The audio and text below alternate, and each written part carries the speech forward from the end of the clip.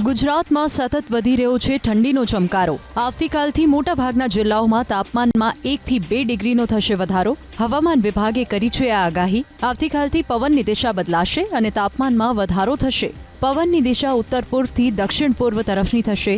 અમદાવાદનું તાપમાન 15.7 નોંધાયું તો નલિયા 12.2 डिग्री तापमान સાથે સૌથી ઠંડુગાર રહ્યું। अगले 7 दिन तक हमारा जो आज का पूर्वानुमान है, इसमें मौसम शुष्क रहने का पूर्वानुमान दिया गया है और लघुत्तम तापमान में थोड़ा बढ़ोतरी रहेगा।